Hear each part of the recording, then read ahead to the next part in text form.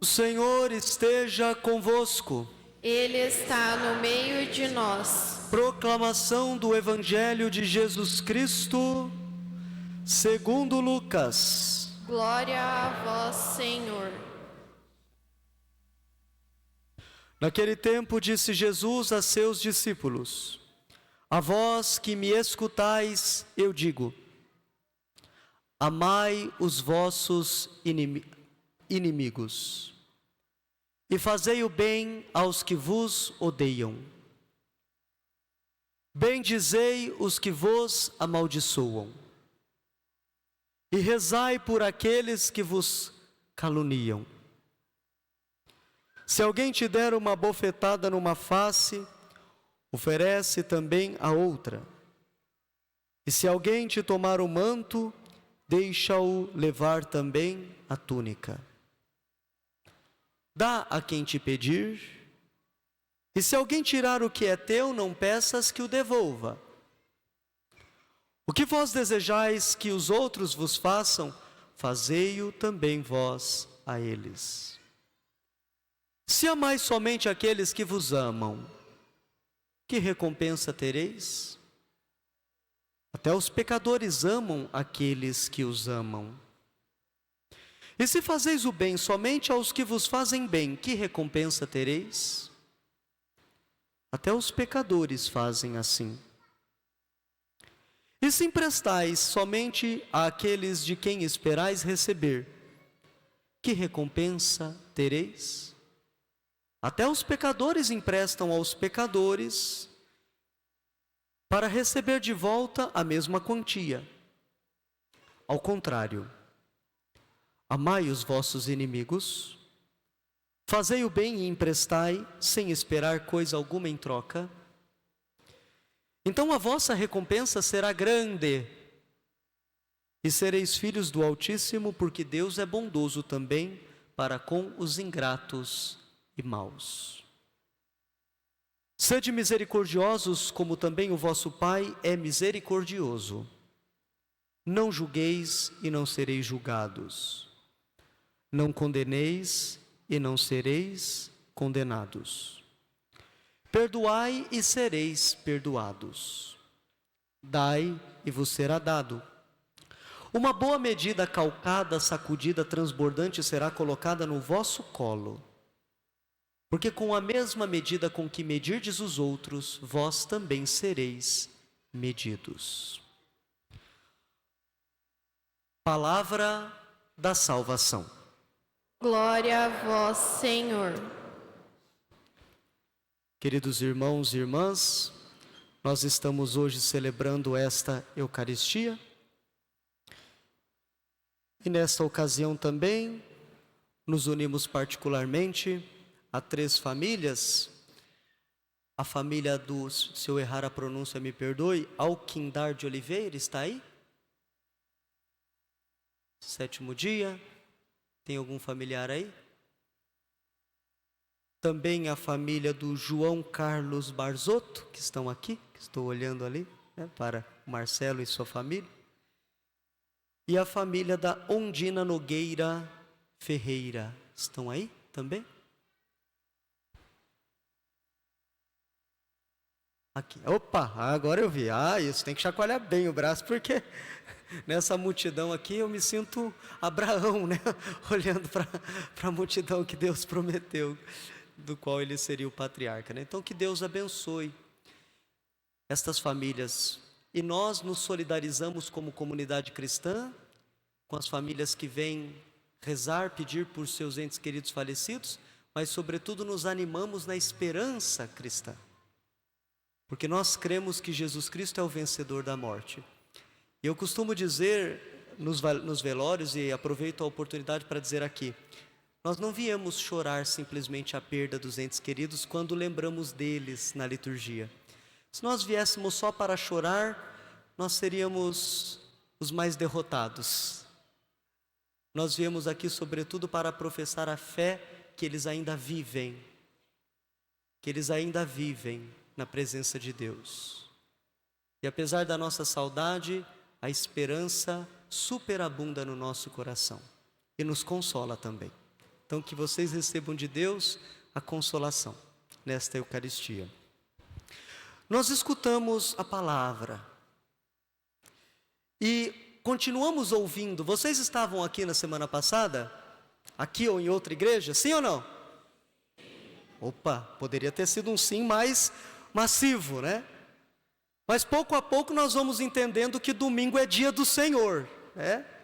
E vamos acompanhando também o progresso da nossa liturgia. Por que eu estou trazendo a semana passada? Porque o evangelho que nós escutamos aqui faz parte do contexto do evangelho da semana passada, capítulo 6 de São Lucas, o chamado na semana passada Sermão da Planície, em que Jesus proferia 4 bendições e 4 maldições, né? A partir daquela palavra ai daquele, né? Que agora ri, que agora, enfim.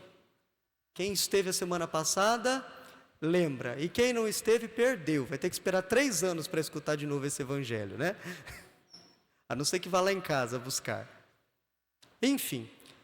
E aquele evangelho, se nós ouvimos com atenção, com certa seriedade de vida e com preocupação a palavra do Senhor, nós já éramos convidados a pensar que o evangelho é, de fato, um caminho muito exigente, até que a gente chega neste evangelho.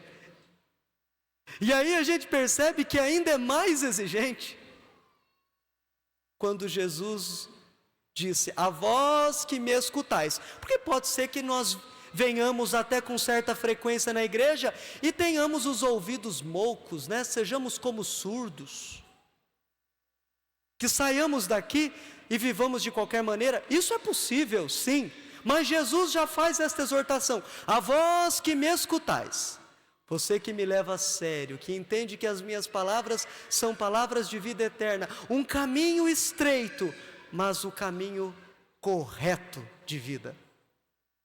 A vós que me escutais eu digo: amai os vossos inimigos. Só essa palavra já nos desconcerta e nos coloca diante de uma certa sensação de incapacidade. E se nós olhamos o evangelho original, o texto grego, a palavra que está lá é agapol. Ou seja, o amor a que Jesus se refere, transmitido pelo evangelista, é o mais sublime dos amores, o mais gratuito, o mais profundo, o mais sincero dos amores, o mais despretensioso dos amores, o amor, o próprio amor com que Deus nos ama. Portanto, o amor que Deus está pedindo que nós imitemos nas nossas relações é o amor com o qual Ele nos ama.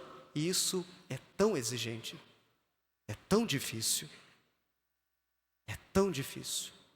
Mas Jesus, interessante, que para a vivência do seu amor, Ele vai nos dando 3 caminhos de ressignificação do que é o amor.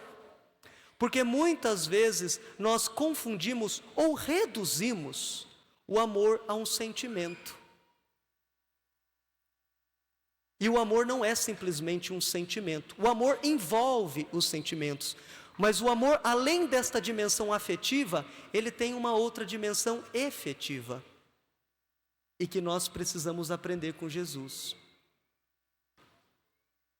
Então como que Jesus dá uma pista no próprio Evangelho para que nós sejamos capazes de viver o mandamento que está acima? Portanto, a gente segue. Jesus vai dizer: amai os vossos inimigos. Colocamos isso no coração. Fazei o bem aos que vos odeiam. Bendizei os que vos amaldiçoam. Rezai por aqueles que vos caluniam. É dessa maneira que nós vamos tornando concreto o amor que parece abstrato e impossível para nós. Certas vezes, lá naquela casinha, lá, vocês sabem como se chama aquela casinha, né? Confessionário.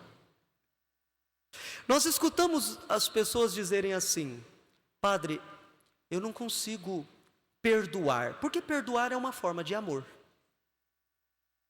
Eu não consigo perdoar uma pessoa que me fez mal. Eu não consigo me aproximar dela. E eu normalmente pergunto assim: bom, você decidiu perdoar? Você quer perdoar? Quero, padre. Quero.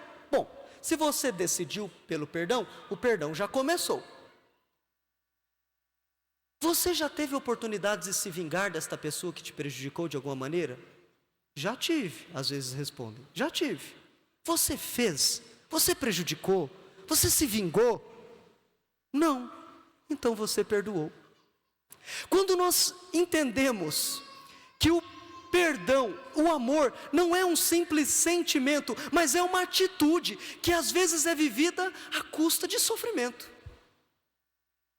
nós ressignificamos o amor, ressignificamos o perdão. Quem nos dá esta imagem de concretude do amor é a primeira leitura. O que acontece na primeira leitura? Saul está perseguindo Davi. Por quê? Por causa de inveja. Isso nos faz pensar, quantas pessoas entram na nossa vida e querem nos prejudicar, e às vezes o único motivo é esse, inveja. Talvez você para pensar e refletir, o que será que de mal eu fiz para este alguém? Talvez seja a inveja. E portanto você não tem solução para isso, porque o problema está no outro. E foi o contexto da primeira leitura.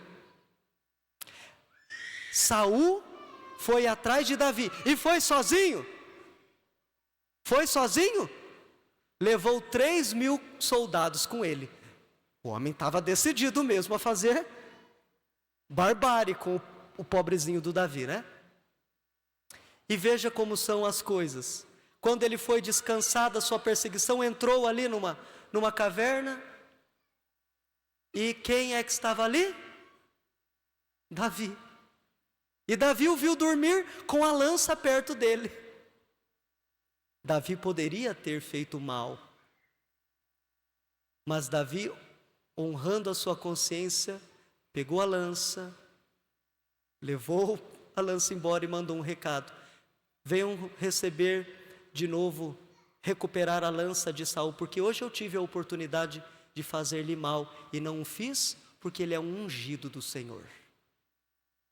Ou seja, o mal que Davi recebera, as perseguições e investidas de Saul, não foram capazes de transfigurar a Davi, de mudar aquilo que ele era, a pessoa que ele era, e a sua consciência, de que o mal não se vence com mal. Já não dizia um pensador que olho por olho e o mundo ficará cego? Davi sabia disso. E por isso não age na mesma medida, e pelo contrário, age com bondade, resguardando a vida daquele que tentava a sua morte. Por isso essa ordem de Jesus deve ser levada a sério. Fazei o bem aos que vos odeiam, bendizei os que vos amaldiçoam. E às vezes esse bendizer aqui é amplo na compreensão. Talvez a gente não consiga dizer algo bom de uma pessoa, mas o simples fato de não difamá-la já é bendizê-la. Será que nós somos capazes disso? Nós somos. Então, à medida que nós vamos esmiuçando o mandamento de Jesus, nós vamos percebendo que de fato somos capazes. Quem não prejudica o seu próximo, que não tenta vingar, está fazendo bem a quem odeia. Quem não fala mal, mesmo tendo razões para isso, está bendizendo quem amaldiçoa. E sobretudo, quando Jesus diz, rezai por aqueles que vos caluniam, Ele nos dá, de fato, uma exortação cheia de poder. Porque quando somos capazes de rezar por aquelas pessoas que nos fizeram mal, de fato nós, na nossa vida, desencadeamos uma profunda e verdadeira libertação. Este conselho dado por Jesus, Ele mesmo viveu. Quando Ele diz no Evangelho, se alguém te der um tapa numa face, oferece a outra. O próprio Senhor fez isso. Ele mesmo foi por nós esbofeteado. Ele mesmo foi por nós vítima de tantos açoites. E quando Herodes estava no julgamento açoitando, ele dizia, disse ao soldado que o açoitou, se mentir, diz em mim que, mas se falei bem, por que me bates? Depois ele mandou que se alguém toma a túnica, dá também o manto. Mas ele mesmo se deixou despir, não fez conta da túnica, de nada, de si mesmo, despiu-se completamente por nós na cruz. Ou seja, ele dá início a este caminho que nos propõe. Portanto, meus irmãos, a meta do evangelho de hoje é altíssima para nos ajudar nos caminhos da nossa vida, para nos recordar aquilo que sempre precisamos fazer. E nós sempre vamos precisar nos recordar disso, porque às vezes a gente resolve uma situação com alguém aqui, aparece outra na nossa vida, a nos provocar novamente, a exigir de nós que nos recordemos, e constantemente vale a pena recordar este mandato de Jesus na dinâmica da nossa própria vida. Isso também faz parte de uma maturidade espiritual. A segunda leitura, São Paulo dizia para nós que pouco a pouco nós vamos sendo transformados do homem terreno para a imagem do homem celeste. Que imagem bonita! É a imagem e a transformação daquele que está mais próximo do Senhor, ou seja, se configurando a Ele. Neste alguém a transformação vai acontecendo. O homem terreno ainda é sequestrado pelas suas paixões, ou seja, quer sempre falar mais alto, quer dar o troco na mesma moeda. O homem celestial, o homem que se configura a Jesus, vai de fato deixando transbordar em si o amor que desconcerta o mal. Que este amor vivido e testemunhado por Jesus seja hoje assimilado e também vivenciado na nossa própria vida. Amém.